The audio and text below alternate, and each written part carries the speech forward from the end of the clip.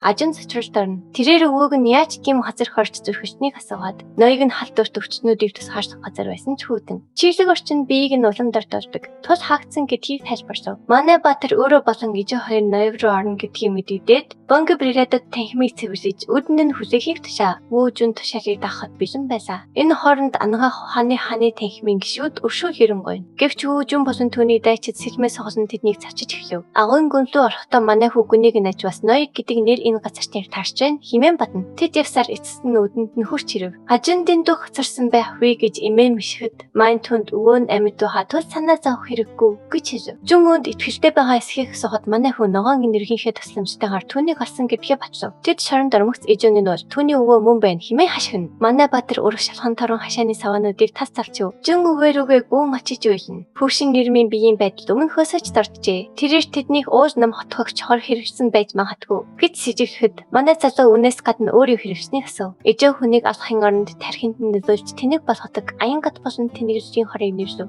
Тэрээр хор тархинд тархдаг тул иш тарах хэмжээ авахгүй бол хорыг сармуулах юм үйлчлэхгүй гэдгийг тайлбарллаа. Маян үнийг амархан байх болно гэж хэлсэн. Ижөө гайхаж хоцров. Манай голдор өвөөгийнх нь тээжин дээр гараа тавихтаа ижэн түүнийг баттай байж хай хийв. Тэрээр хор заригч галзуурал болон бүх нийтийн хор шингээжтийг ашиглан хорыг зарихын тулд дотоод энерги шахахаар төлөвлөжээ. Гинт өвөөгийнх нь харсан арьс ертийн хүний өнгөтэй болж гарын татханав. Жүн гайхаж хацна. Манай залуу түүний техникээр дүмнэн маш олон удаа хүчтэй хоруудыг зархижсэн гэж бодно. Тиймээс тэрээр эмзэг биеийг нь гинтэжгүйгээр хорыг болгоомжтой шингээж авав. Ижэн өвөөгөө амьсгалж царин дэрцнийг хараад ашигна. Манай хүү жумалцсан хөвшин ирийг басхыг хэлэхэд өвөө нүдэнэ. Тэрээр хаана байгаагаа асуун хүсээд ижэнийг харж танив. Дараа нь тэр манай Баатар руу хараад лонгри мөн үү гэж асуув. Дараа нь өвөөг бүрэн ухан өрсний дараа тэд бүх зүйлийг тайлбарлаж өгөв. Өвөө манай хүүг лонгрины хүү бөгөөд гэр бүлийн шин засамжлагч гэдгийг ухаархад манай хүү үнийг батлав. Тэрээр өвөөгөн аавыг нь насарч байсан гэдгийг ижэнаас сонссноо дуртав. Өвөө нь нулимс цэргнүүлсэн нүдээр хов тавьсан санин замаар эргэх юм да гэж хэлв. Өөрийнх нь буруугаас болж аавынхаа царайг харж чадаагүй хүү. Эцэст нь өөрийг нь аварсанд харамсаж. Лонгрины хүү үнэхээр гайхалтай өсч тарнжээ. Химэн бодно. Тэрээр лонгриныг үнийг тэнгэрээс хараасаа гэж хүснэ. Үүний үр дүнд өвөө нь гэр бүлийн залгамжлагчид зүтгэхэд бие зориулж болох гэж асуув. Манай хүү мэдээж хэрэг гэж хэлээд ногоо нөмргөө тайлж өгөөд нөмргөө. Тэрээр ажинд өдөртөгчийн шинэ албан тушаалыг зохицуулахаар ирснээ тайлбарлаад хүмүүс хүлээж байгаа тул одоо яцгаая гэж хэлв. Тэднийг агуугаас гарахад тангаж цочролд орсон байв. Тэрээр хөвшин ир яаж ийм бат зогсч чадаж байгааг гахаж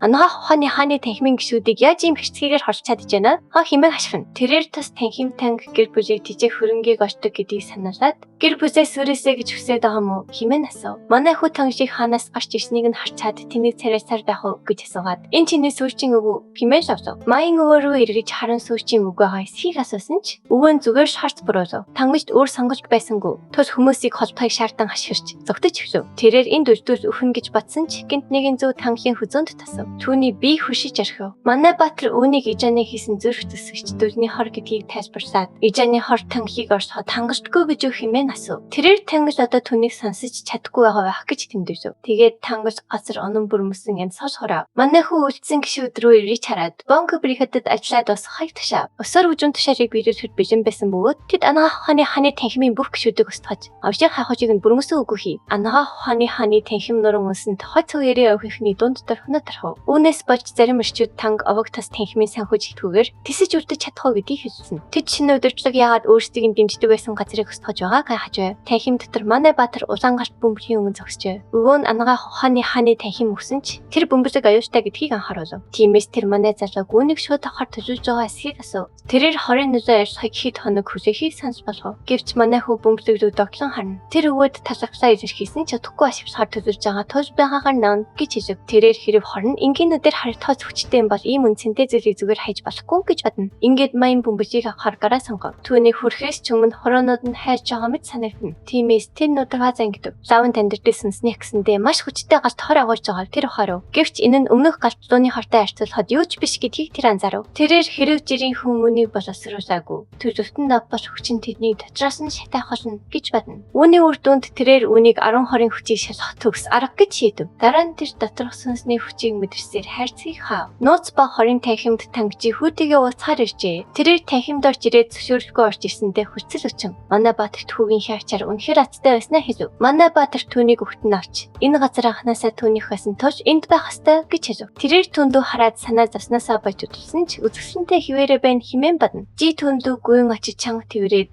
Сэмэнд буцаж ирсэнд нь маш их баярж байгаа хэзв. Манай залуу өнгөрсөн амьдралынхаа тухай бодонгоо түүнийг зөрүүлэн твэрв. Тэрээр өгөхийнхээ өмнө баяр солонгаа хуваалцах хинч байгаагүй. Түр зөвхөн харамсаж байснаа санав. Тиймээс тэр өнгөрсөн амьдрал минь харамслаар дүүрэн байхад хангалттай гэж шийдээд үүнээс хойш энэ амьдралаа заавал хамгаалсан гэж тангарагсав. Манай гол дүр түүнээс бонг бригадтай уулзсан уу гэж асуухад Жи тэнгэж хариулв. Тэрээр тэднийг өнөө өглөөр жимсгийн зөөхөд тусалсныг дуртаад бүх таньдаг царайнууд байсан тул хачин санагдсан гэв. Тэр түүний хайрц руу зан энэ юу болохыг асан. Тиймээс манай хүү үнийг түнд зориулж авчихсан зүйл гэж хэлв. Тэр хайрцгийг нээж гэрч бөмбөлийг гаргаж ирв. Мэдээж Жи цочрол дарна. Тэр үнийг түмэн жижигэн галт хэрдэг загсны татад үрэл гэж таниад өвгийн өдөртөгч болох түүнийг үнийг хүртгэн зөв гэж зүтгв. Гэвч манай хүү татгалзав. Тэрээр өөрт нь дотоод үрэл хэрэггүй гэд ээж нь үнийг авах зөв гэж хэлв. Одоо Жи толгой нэргэж ямар утгатай болохыг нь асуув. Манай баатар түүнд энэ бөмбөлгөөр улам нэмэрдүүлж хүсэж байхгүй гэж тайлбарлаад гараас нь натхав. Гэнт түүнээс хүчтэй энерги орлон гарч ирв. Жи мэйл гайхна. Тэрээр асар их халууныг мэдрээд Жи үнэхээр галын хүрээнд хүрсэн гэж химэн асуув. Түүнийг үнийг батлахад Жи хүүгээ хэдийнэ галын хүрээнд хүрсэн тухай бодно. Тэр хүүгээ магтах хэвээр гэж бодсон ч дайснууд үнийг мэдвэл танг гэр бүл рүү давталж магадгүй гэж санаа зовно. Түүнийг сандвич байгаа харсан манай голдор зөөжин ярив. Тэрээр аавыг нь оролцуулаад ээжигээ урд наслаасаа гэж хүсэж байгаахаа хэлээд өөрөг нь өсөж торныхыг харж хайгүй. Тэр хайрцгийг тэнээж дотоод өөрөөр залуурхан санаж байгаа тул яарах хэрэгтэйг анхааруулв. Хүн хүчрэхэг байсан ч их хүн түүнийг хамгаалахыг хүсэх нь 109-ний хэрэг гэдгийг ухаарсан Жи өрөөлө хазнав. Тэрээр бижигнээс татгалзах нь бүдүүлэх хэрэг болно гэд эцэст нь авахар зөвшөөрөв. Тэрээр инээмсэглээд залуу байхдаа юу гэж дуудагддаг байсныг нь мэдхүү гэж асуув. Манай баатар юу гэж асуухад тэрээр өөрийгөө Сичоны тэргүүн гоо үзэсгэлэн бөгөөд хорт галт шоу байсныг сануулв. Түүний хайрцгийг барихад биеэс нь асар их энерги ялхана. Манай хүү гайхаж цацрав. Жи тийм ээ, яг зөв. Би бол тэрхүү цалыг олсон хорт галт шоу байна гэж хэлв. Тэр бол гэр бүлийнхээ хамгийн алдартай гишүүн юм. Тэр өөрийгөө түн шиг ур чадвартай биш байж магадгүй гэдгийг хүлээн зөвшөөрч гэхдээ л гайхалтай байгаа үстэй гэж асуув. Манай хүү ээжигийн хүч чадлаа нууж байсныг ухаарад мэж гайхав. Ээжигээ ганцаараа тэгж их бэлсгол хийж хүчээ зүзаа тасан гэж тэр хизээч төсөөлөөгүй юм. Гаш түвшний мастер өчүүхэн төдий хөдөлгөөнийг ч мэдэрч чаддаг гэдгийг тэр мэднэ. Тиймээс хүч чадлаа нуун гэдэг түн хэцүү хэрэг. Түүнээс хүртэл нууж чадсан гэдэг нь ээжийг нь үнэхээр чадвартай болохыг харуулж байна гэж тэр бодно. Хүчээ чөлөөлөхийн өмнөх туйл үедээ аль хэдийн хүснээ ухаарсан Жи бэлсглаа ихлүүлж дотоод өрсөндөг сүнслэг энерги шингээхийг хичээ. Тэр бээр хязгаараа давах хөстөгөө мэдэж байсан ч энерги шингээхэд хэцүү байлаа. Арга нөгөө нь энгийн юм. Сүнслэг энергийг алхуурхан авч дотооддоо уусгах хэрэгтэй. Гэвч өрөөс дэндүү хурдан сайн нэжсэн тул тэр бээр ажиллаа дуусгахаас өмнө энергийнхээ талыг алдчихвээ гэж санаа зовж ихшв. Гинтхэн манай хүү ээжийнхээ мөрөн дээр гараа тавьлаа. Тэр бээр гэгээр гэдэг зүгээр бодсноор ирдэггүй гэдгийг ээжтэй хэлв. Үүний оронд хүрээлэн буй орчноо шингээж шинжилж дуурайхыг зөвлөө. Тэр ээжтэй баг зэрэг төлөх зөвн гэд өөрийн энергийг түнзүү шилжүүлж эхлэв. Өнөөний энерги дотоод өрөлтөнд уусж яагаад Жи химээс гайхав. Тэр үнийг тан гэр бүлийн хорт амин хөвх гэж зүрхний техник болохыг таньж багаар уусгах шаардлагагүй ойлгов. Үүний оронд тэрхүү цэвэр энергийг өөрийн сайн мэдэх зүйл рүү хувиргаж нэр дор бүгдийг нь шингээж чадхаар болов. Тэрээр ийм мундаг хүүгээр ивэгцэндээ дотроо талхан бас солтой төвлөрсөн. Эцэст нь нөөж явц дуусв. Манай хүү хорч алхаад үгээр түүний ээж бас гашт төвшөнд хүлээ гэж зарлав. Сүүдэр хорийн танхимын төв байрны бүгд цуглжээ. Гэвч өөр ансгал туйлын ширүүн байлаа. Хорт лордын ангийн Ахмад Жихия дэний хачин цагт хорт дуудагдсандаа дөрвөлжиж цаг хугацааг нь хүндэтгэсэнгүү гэж хондлоо. Дараа нь 5 дугаар ахлагч Жакугаас дахин хэр удаан хүлээх хэрэгтэйг асуулаа. Үнэн залуу лорд байж олооч бүх хүнийг цуглуулж чахад ингэж хүлээх нь хитрхи их зайн. Жаки өөр хишингээ нөө түүнийг одоохон хүрээд ирнэ гэж хэлв. Яг тэр өнгөчд харуулууд залуу лорд ич байгааг зарчлаа. Янаарч ирээд бүх хүнийг байлцуулж чахад нэгэн мэдрэгдэл хийхийг хүсцэн тайлбарлаж эртлэн гэрсэнд нь бүдэд талархав. Түүнийг өргөх шалхахад 5 дугаар ахлагч ямар мэдэгдэж болохыг лавлав. Манай хүү түүнийг насанд хүртэл овгийн хэргийг өдөрт хөөсөгчийг томилхыг сануулгасан хүн бол 5 дугаар ахлагч байсныг санав. Ахлагч үүнийг хүлээн зөвшөөрч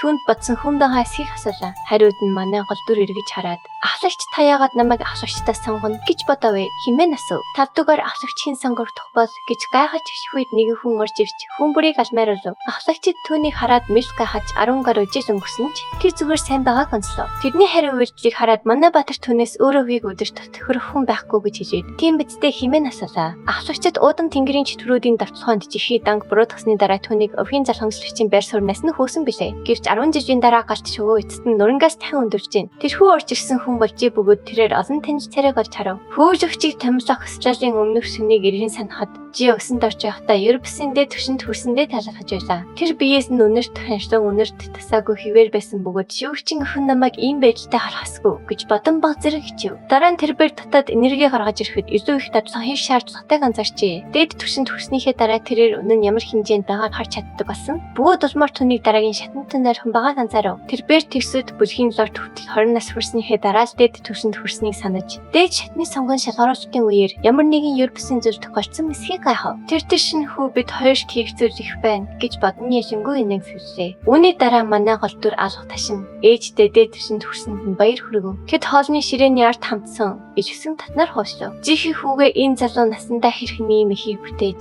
дээд төвшөнд хүрч чадсныг гахаж эпиж ядчихлаа. Манай хүү дотроо энэ нь зүй ясны асуулт гэдгийг хүлээн зөвшөөрсөн ч өмнөх амьдралын хад уурсан жид тосгоорсон гэрэрсэн гэдгээ шууд хийч зөрхөссөнгөө. Тиймээс тэрбээр тэрхүү үж явцсан үеэр юу басныг ичрэхээ шийдэв. Тэр чигээс гуравтуугаар ахлагч 10 их 21-ийг шалгаруулалтаа нууцаар оруулсныг мэдхүү гэж асуулаа. Жи толгой төхөд тэрээр галчлууны амьсгал хорыг өөрийн ач ахуйндаа өгсөн гэдгийг хэлв. Түүнийг гайхшруулж үнэн өөрөө тэрхүү хорыг ууцсан гэдгийг хэллэгээ тэр хүчж болох байсан штэ гэж хэлээд яаж ийм мохог үйлдэл хийж чадваа хэмээн санаа зовон асуув. Манай баатар түүний санаа зовнолыг инээд зангаар үж томсорлаад гүү хорийн талааны үеэр үнэрэн түүнийг 10 их 21-ээр хордуулсан гэдгийг хэлв. Гайхалтай тэр хорыг дотоод энерги болгон хувь харгаар гэгээр төрч улмаар дээд төвшөнд гарч чаджээ. Ээж нь мэл гайхаж гэгээр өөрөөр арахаар хүрч болдог нь үнэхээр сонирхолтой юм гэж бодов. Нөгөөтэйгүр манай хүү ээжигээ түүний тайлбарыг хүлээн авсан баяртай байлаа. Ээж нь усанд орж явахдаа шивгчийн нахнаас ангаа ухааны танхимыг буулгасан гэж сонссноо хэлээд энэ чиний хийсэн ажил шүү гэж асуув. Энэ удаад манай гол дүр Алтенч бас холбоотой тус үннийг хэлэхээр шийджээ. Тэгээд тэр толгой төхөв. Тэр ээжтэй бүх зүйлийг тайлбарлаж жи үнийг сонсоод үнэн байгаасаа гэж хүсээгүй юу? Химэн нодорхой зангидав. Дараа нь тэрбээр эжэнт үнэхээр хэцүү байсан байхдаа гэж санаа зовон хэлээд гөөх зүүж байхаагаа дуусгав. Янан гүнийг асуухад ээж нь бижсэн хоцорсноос хойш хүүгийнхээ төлөө айж олон жил нуугдаж ангирснаа хэллээ. Тийм учраас ирээдүйн өдөр төчийн байр суурийг нь хинч болоо хайр зөвхөөргүй бат бүх суурийг түнд босгож өгөхийг хүсэж байна гэлээ. Түүний яриг сонсоод манай баатар зөөлөн инээмсэглэв. Одоо цагт жи танхимд орж ирэхэд түүний эрэлтийн талаарх шинэлтэй өмсөв. Зарим нь түүний залуу төрхийг гайхаж нөгөө хэсэг нь урдын ирч хүчээ дахин олж авсан эсхийг нь сонирхож байлаа. Жико баяртайгаар түүнийг жихий ихчээ химэн дуудав. Дараа нь энэ мөчөөс ахин түүний ээж жи данг сачааны дан өвгийн шинэ өдөр төрч болно гэдгийг зарлав. Тавдуугаар ахлагч түүний хөөсөж биш. Харин шинэ өдөр төрч басны ухаараа төгшиж ярих. Жихий үгээ ихлүүлж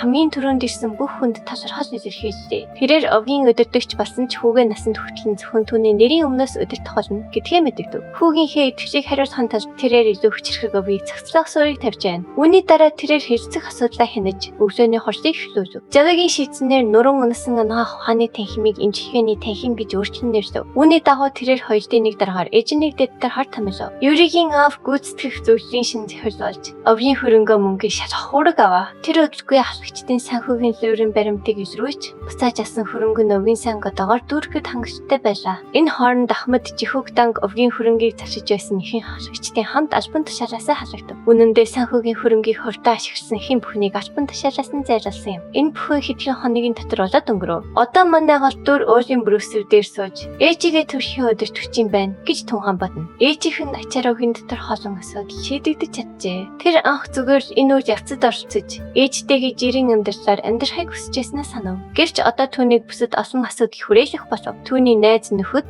итгэж болох холботнууд болон овгийн олон гишүүд байна. Эпер нь бүгд түүний энэ амьдралдаа хамгаалахыг хүсэж буй хүмүүс юм. Гэвч хэдхэн хоногийн өмнө тэр өөрийгөө ч хамгаалж чадахгүй байсан нь бараж инээдтэй хэрэг билээ. Гэвч одоо царт манай хөөс өдөр төсөөд бүлгийн лорд болон удан тэнгэрийн чөтгөрийн лордоос аваа хамгаалахын тулд илүү хүчрэх болохоор шийджээ. Энэ хооронд дан овог шинэ өдөр төчтэй басан тухайн мэдээ сүүдэр гэрсүүд бүлгийн лордод хүрв. Инхүү маг болон янсан жангнаар дан овгийн залуу лордод ялагдсан гих тайрын тэр хүлээн авлаа. Зүрхний гаст орсголын өдөртөгч цаал юм уу? Тэр хоёрыг төс бүлгийн гишүүд бөгөөд тэрсүүд орсголуудын дунд ашигтай байсныг илтгэв. Тэрээр дан овгийн хүчээ дахин авахаас өмнө бүрмөсөн устгахыг санаж болох. Гэвч лорд гэрчийн юу толгоогоос эсэрлээ. Солон түүнд өөрсдийн алтнуудыг устгах нь түүний эрх мэдэл халдаж байгаатай айдас гэдгийг сануулв. Гэрчийн хүнд маш их шилэгнэв. Тэрээр дан овыг зүгээр орхиорой. Тэднийг ашиглах боломжоосаар байна байна гэж түн анхаарууллаа. Тэр хүчтэй аураа ясгаруулж тэрхүү хоёр мунхаг амтан дан руу халтсан гэдгийг хөднөр хийж ширтгэхэд салун чичирч эхлэв. Дан нэг ихэнх тушаал зурчиж асар их хүн төсөн юм. Тэр өдөлгүй тайширч түүний хилэнстэй нүр тулснаас Даногийн тэргүүний гарт өгсөн тэдэн дээр байсан хэмээн нүгүүлнэ. Тэрээр тэр хоёрыг устгаж чадсан манай батлыг сонирхолтой гэж үзэн. Очтой нэмсгэлөө. Эцэст нь тэрээр хамгаалагчдаа Даногийн залуу эзнийг удахгүй болох сачигийн найранд дурсан зэвтүүс ичгэхийг тушаав. Жихигийн өрөөнд үнэн овгийнхоо төлөө бүхнийг төгс хийсэн ээжигээ мартна. Гэвч ээж нь овгийн хэрэг явдлыг зохицуулаагүй удваар тул хэр зэрэг сайн хийснээ мэдэхгүй байна гэв. Яг тэр мөчид тэрээр ээжигээ дотоод хүчээ дахин нууж байгааг анзаарна. Жихи хүүгээ үнийг анзаарсан гэхэд гайхна. Гэвч манай баатар дотроо энэ удаад бараг мэдэрч чадахгүй байгаагаа хүлээн зөвшөөрнө. Гэсэн ч тэрээр туйширсан дээд төвшөнд хүрсэн автлаа үний нөх хямар нэгийг шалтгаан байгаа эсхийг гайхна. Үүнд жихи өөрийн хүчээ зүгээр нэг барихгүй байгаа бөгөөд овгийнхоо нууц өөр чадвар болохтаас хүчний оршихыг ашиглаж байгаагаа хэлв. Тэрээр хүүдээч бас энэ өөр чадварыг ашиглахыг зөвлөсөн ч хүүд одоогоор тэгш шаардлага харагдахгүй байсан. Тур толгой нэргэн. Тэгээд түүний ээж тэдний өвөг дээдсэнийг болох Даншингийн хамгийн анхны гал сүнөрчийн тухай түүхийг ярьж өглөө. Түүний үед сачаан дах нэг өвгийн тасганд аимшиг тахал таахжээ. Хоол хүнс ирбүү байсан ч тасганы оршин согчид түүлийн сул дорой харагджээ. Оршуулга хийх боломжгүй байсан тал өвчний тархалтаас сэргийж цогцснуудыг шатаахаас өөр аргагүй төрчээ. Үүний улмаас тасган тахлын улмаас бараг бүрэн сүрсэн ч 10 настай нэгэн хүү амьд үлджээ.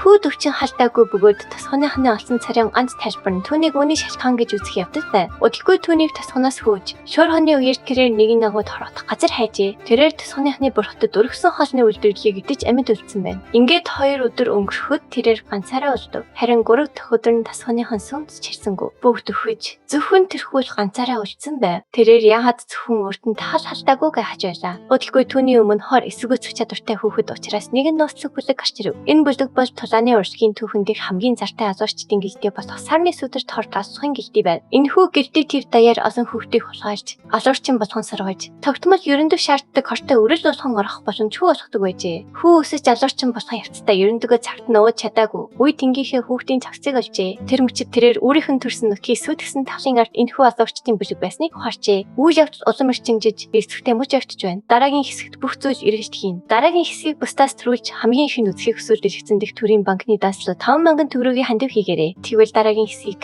нин даруугаар хаж өгье. Таалагдсан бол лайк дарж, цовглоо маань заавал бүртгүүлээрэй.